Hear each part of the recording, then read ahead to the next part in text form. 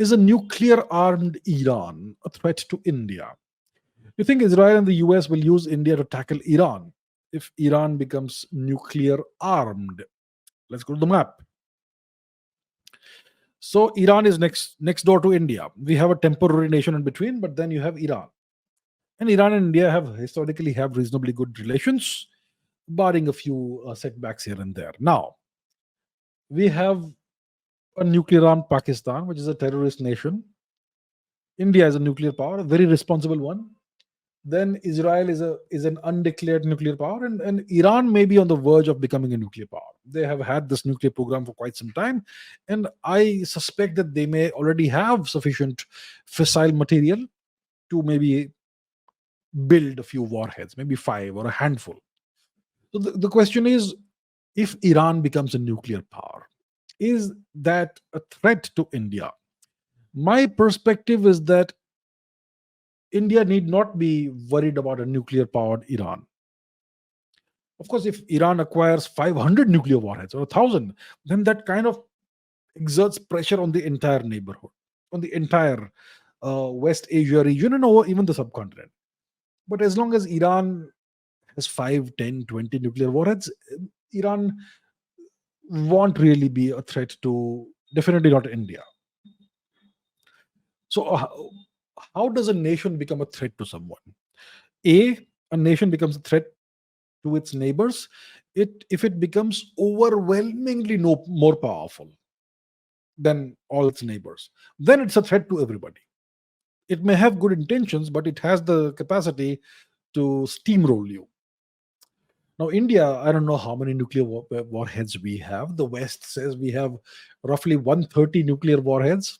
It's known that India has sufficient fissile material for about 3,000 warheads, actually. But let's say India has 130 warheads, and Iran acquires, let's say, 10 or 20 warheads. Is Iran a threat to India? Not really. What if Iran acquires 300 nuclear warheads? Then, even though India and Iran don't have any unfriendly relations, you could perceive that as a threat. Okay? So that's how it goes. Even a friend of yours, even the most friendly nation, if they suddenly acquire or over time acquire 3 times the nuclear weapons that you have, the relationship changes. Let me give you a very rough, very crude example. Okay? Let's say you have a cat at home. Very nice cat. Very cute cat. Very friendly cat. Right? Now let's say, and that's how big is a cat typically? About this big? Yay big? Yeah. Now let's say I magically transform that cat into the same animal, but 3 times the size. Okay, 3 times the size of a house cat by magic. So now your cat is the size of a leopard. Do you think your cat will behave in the same way with you now that it's a leopard sized cat?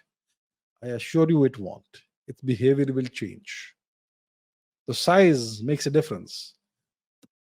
The size of its claws and its teeth makes a difference.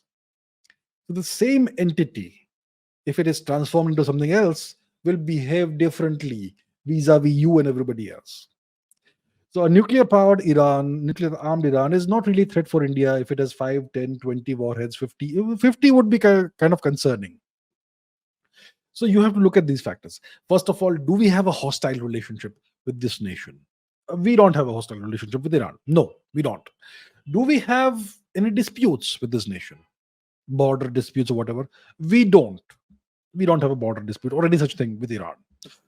Does Iran do something that infringes on India's national interests? Does India do anything that infringes on Iran's national interest? Not really. So overall, the relationship between the two nations is reasonably good. It can certainly be better, but it's reasonably good. So that's a good start. Now, if Iran becomes a nuclear power, as long as it's not too many nuclear weapons, 5, 10, 20, it's no big deal for India. It's actually a concern for Pakistan. Now, so that's the deal. Now, do you think Israel and US will use India to tackle Iran? That's up to us. Do we want to be used as a pawn on somebody's geopolitical chessboard, or do we want to have our own foreign policy, independent of others? If we want to have our own foreign policy that's independent of others, and we in such a way that we cannot be used by others, we have to be sufficiently powerful in our own right, which means that we need to become much more powerful than we are right now. Right now, see our neighborhood, the Americans can do whatever they want. They can do a regime change operation right next door to us. They can, well, you have a civil war in Burma right next to us. We are unable to control our own neighborhood. And there's so much interference in India's internal affairs right now from the Americans, quite visible. So India will have to become more powerful. But even as things stand, I don't think the US can use India to tackle other nations. For example, they would like to use India to be a counterweight against China and to do various things against China. I don't think we are willing to act as a pawn. And the same would go with Iran.